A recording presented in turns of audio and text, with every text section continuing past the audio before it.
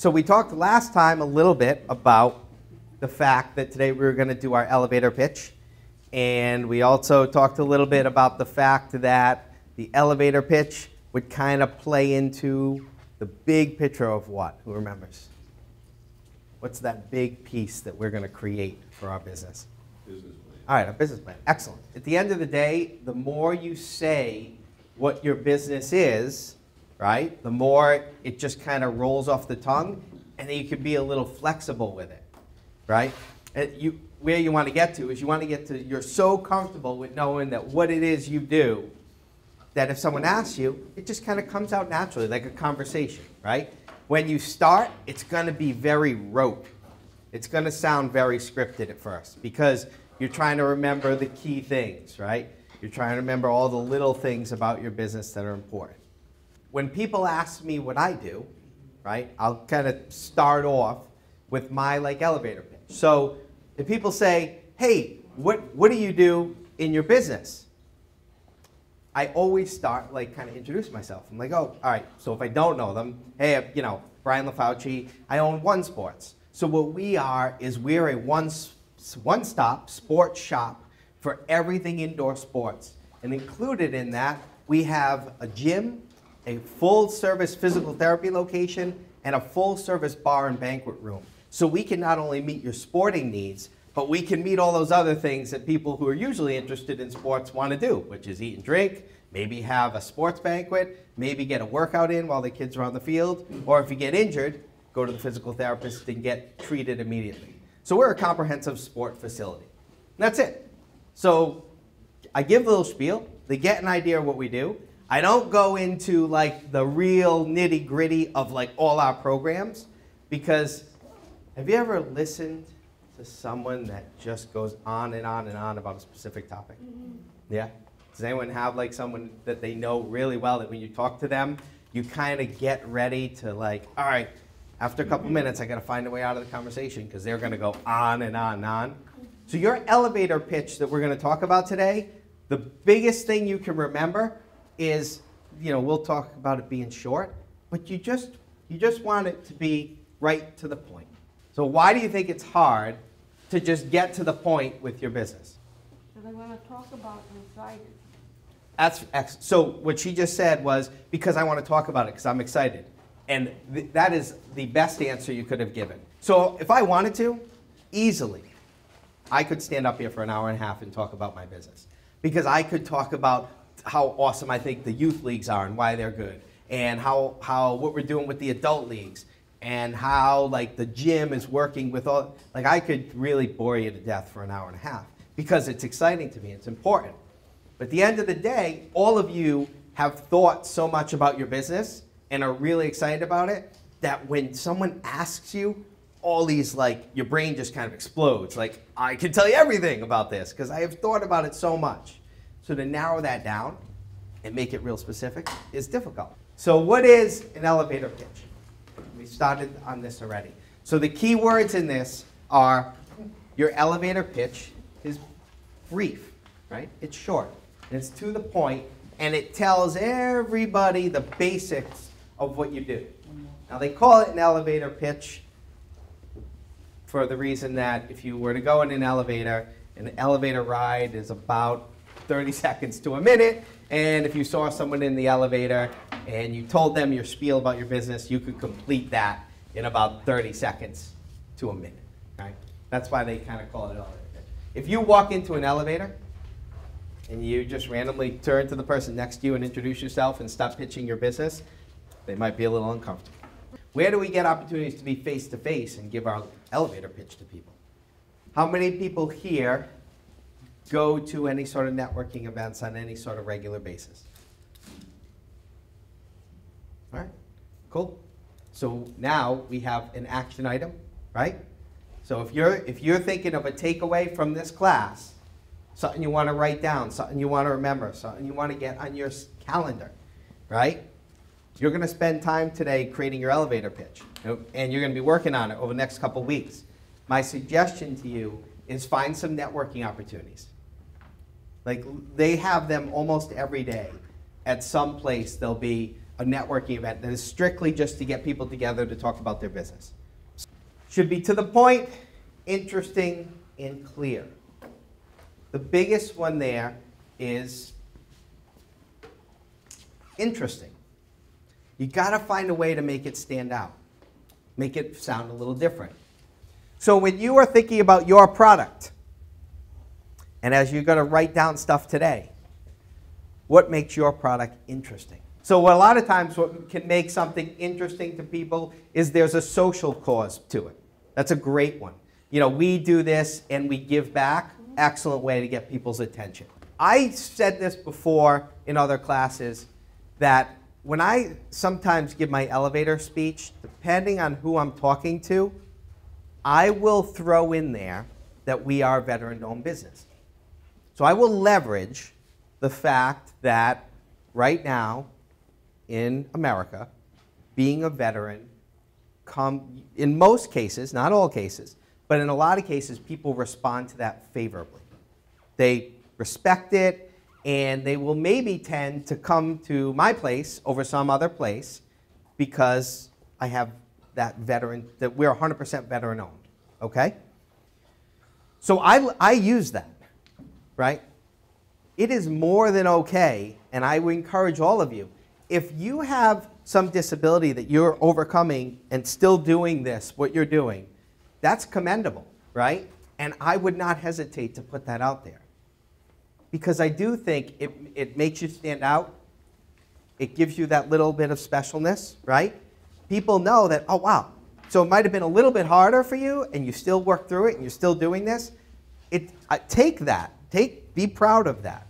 Don't look at it as well, you know, I don't know if I want to bring that up. My recommendation is, I think what you're doing is very inspiring because you have a certain disability, and you're saying, heck with that, I can still do this and do this well. Right? All right. Should convey what you want your audience to remember most about you and your business. Obviously, you know, we've talked about that. Okay. So 8 steps to creating a perfect elevator. One of the most important things you need to do is, what is the goal of your pitch? Everybody's goal is different. They all may be close or similar, but every single one of yours is different. So if any of you have a goal to sell something, most of you are not, unless you're at like, unless someone's in your store or you're at like a vendor fair where you're actually there selling, right? If you're just out networking, most of you will not be selling a product right then and there. Okay, so most of you in this, your goal isn't just to sell, it's to tell them what? You're caring about the animals. For you, tell them that you're caring about the animals. So if he doesn't have his coffee on him, and he tells me about his coffee, what do I need to know? Does he have a business card? Okay, if he had a business card, that'd be good. But what would I need to know about his coffee? There's a million coffee shops. What do I need to know? Where is it? What's that? Where is it? Where is it? Right. For a lot of you, when you give your elevator pitch, one of the important things that the objective is, 1, so that they know what you do, but 2, so that they know where they can get it, right? Part of your elevator pitch is going to be included something of the, like to the effect of, you can find us at this place during these times, right? Yep. Some of you may be moving around all the time. Some of you that are doing artwork, you may be at a different craft fair every other week, right? So part of it is going to be, your objective is going to be to tell them what you do, but it's also going to be really important that they know how to find you. Because if they struggle with finding you, that's going to be a problem, right? Explain the benefit of what you do. So this is just like what we were talking about a minute ago. What makes you what? What were we saying? Yeah, what makes you special, right? What makes you stand out is really important. So let's start like filling some of these things in here. So when you look at your sheet that we have in front of you, okay? It says, hey, my name is, we filled that in. And then it says the name of my business is, and we filled that in. And then it says, I What do you make, do, sell, or offer? All right, so we're going to start right here with what do you do? And let's be very, very specific here, okay? In your example, what you do is you make greeting cards that focus on the beauty of Rhode Island, something like that, okay? So that's what you're selling. So let's get that and start put that in there. For each one of you, I want you to start thinking about what it is you do. My business can help you. That is always one of the tougher ones to answer. Like, one is you can make something brand new that no one has ever done before. Two, you can give people something that they don't currently have access to.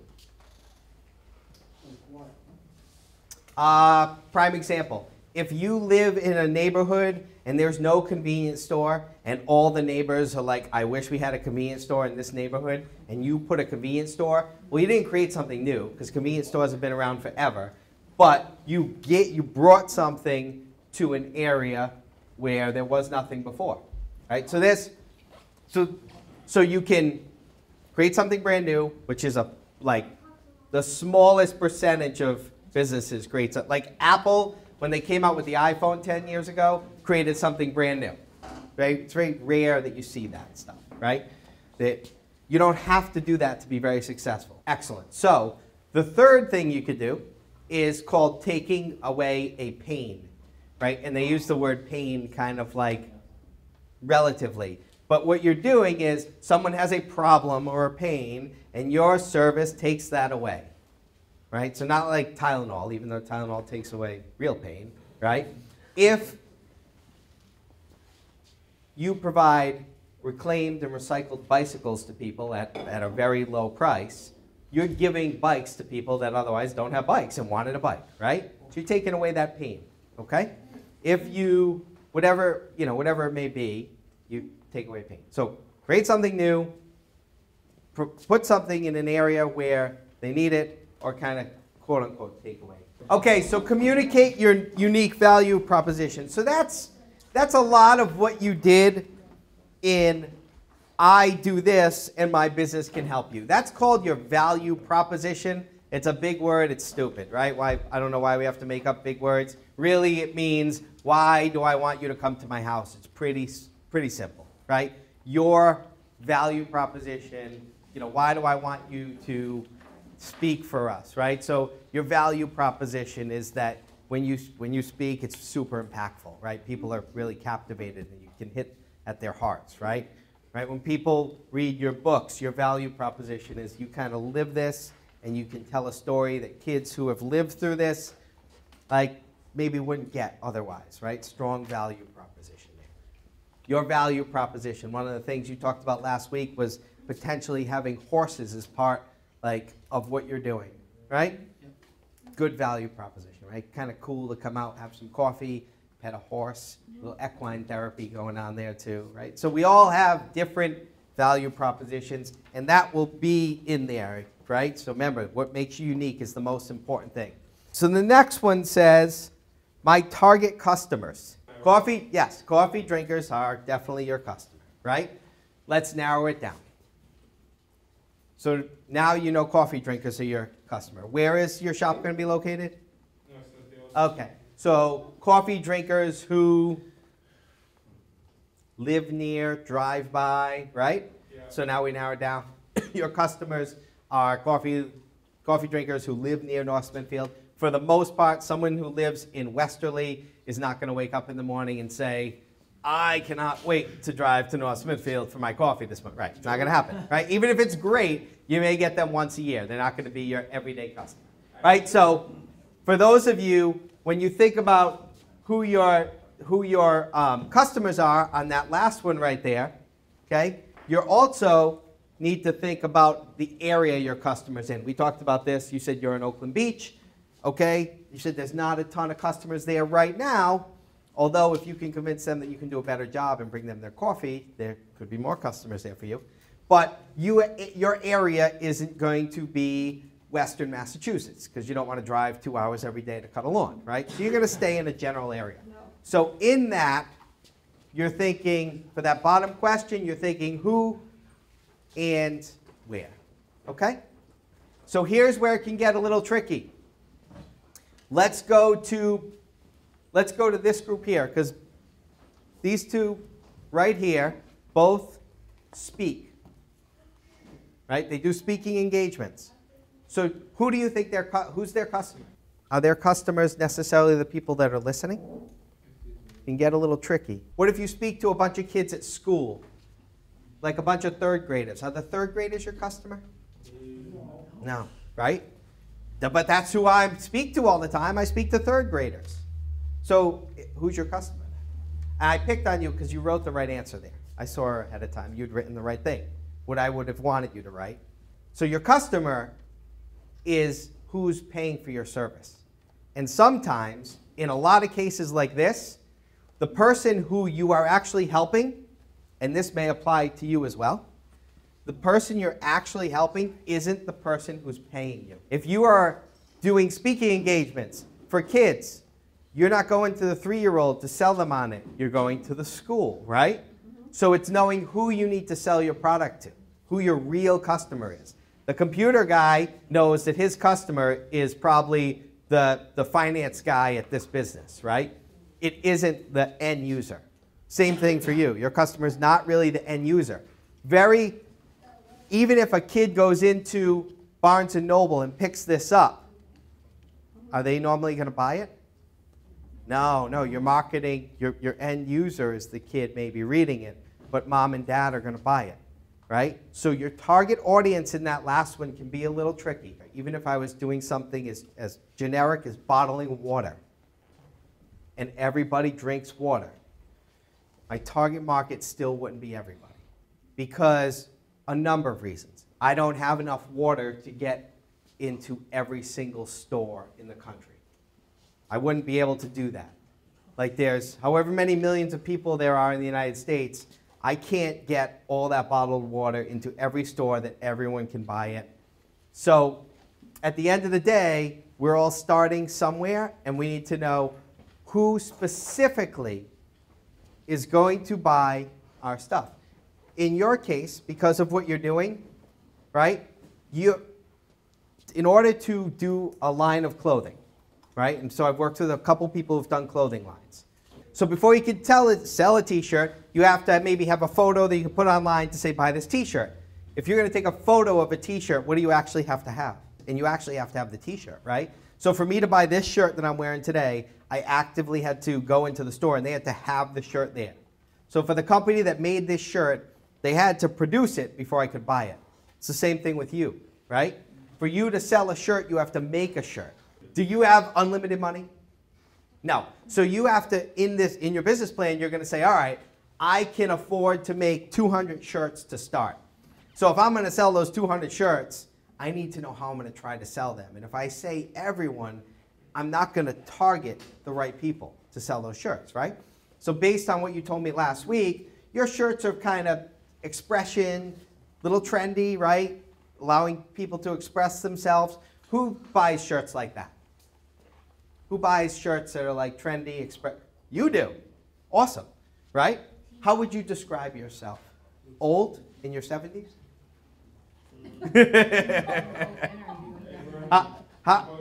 I know. Young dude. Right, a young dude. Younger, maybe you're targeting men, maybe not, right? Maybe they're men's clothing, maybe it's men and women's, whatever. But a younger generation, right? If I threw on some of the trendier stuff that some of the younger kids are wearing, and I walked around my house, my kids would look at me and laugh at me as I walked down the hallway. My daughter especially would be like, "Why are you wearing that shirt?" Right? Because I'm not a young dude anymore. So with that being said, I want you to just hone that in a little bit, right? So you're targeting maybe more young adults, right? Maybe between a certain age, and because you have to get them the product, maybe you're targeting young adults in like Rhode Island, southeastern Mass, okay? And then the last one here, we are going to fill out because a closing sentence is really important. It kind of encapsulates all of the things that we want people to remember. And usually, it's your sales pitch. So your closing sentence would be something to the effect of, you can find my coffee in Little Compton downtown, Monday through Friday, from 7 a.m. to 9 a.m. You see what I'm saying? You can find the quality coffee, blah, blah. So it's a way to kind of wrap up what you talked about, and kind of that's where you can do your sale, right? The last sentence is when you want to try to sell something.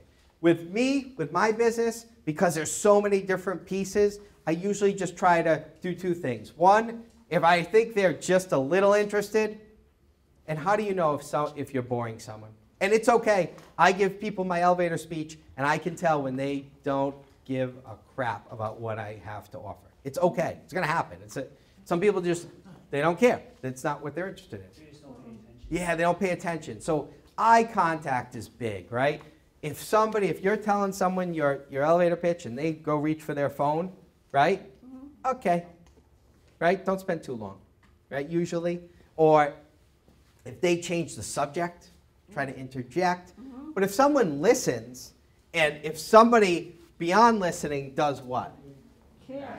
Oh, excellent. If someone asks you one question, just one question, you know they really care and they are interested. So that's when you listen to what they're asking, and now I can go a little bit further into one area of my work I really like. And the important things are, here's where you can get in touch with us, and when you get in touch with us, here's what we can do. So for example, we'll go to the landscaping one. You can find us, and I'll just make this up, you can find us on the web at joeslandscaping.com, and we will come out and give you a free estimate. Simple as that, right? Don't use acronyms. This is a big thing in the military world where everything was an acronym, right? So I'd go around, I'd say to someone that was maybe in the Air Force, I would say like, hey, what was your AFSC? And if I said that, you would have no idea what I was talking about, right? It's very specific to being in the Air Force, right? There may be acronyms in your world that you know about that other people don't. When you talk to me about landscaping, if there's like some crazy fungus that you like and you know about it, or some crazy acronym you use, don't use it with people, right? Be very clear. So don't shorten words like to an acronym, right? Very, very easy way to confuse people. Another one is technical words. You don't have to sound really smart. They just have to understand what you do. So if you are a photographer or a painter or something like that, don't talk to me about light ratios, because I don't care. If you're the AV guy, don't talk to me about your film speed and your processing whatever, right? Because I'm going to tune you out pretty quick. I'm going to look at my phone, see who's calling me, right? Don't sound like a fast-talking salesperson. Just say what you want to say. If you don't say it perfect every time, it's okay. Just say what you want to say. Every time you say it, you'll remember more and more of the key things that maybe you missed. Making the closing, asking for a meeting, right? Some of you, there's no need to ask for a meeting. If you're doing something that pretty much like, hey, if I want coffee, as long as I know where you are, I don't need to meet with you, right? But if you're doing something in the service industry, that maybe a meeting would be great. Maybe if they look interested, maybe you end with, could I come by sometime and give you a quote? Right? We talked about that. Some of these that would be very appropriate. Or, hey, if you are a presenter, hey, could I come by sometime and talk to you a little more about my presentation? Very appropriate, right? Because those people maybe want to stay in front of their customers a little more.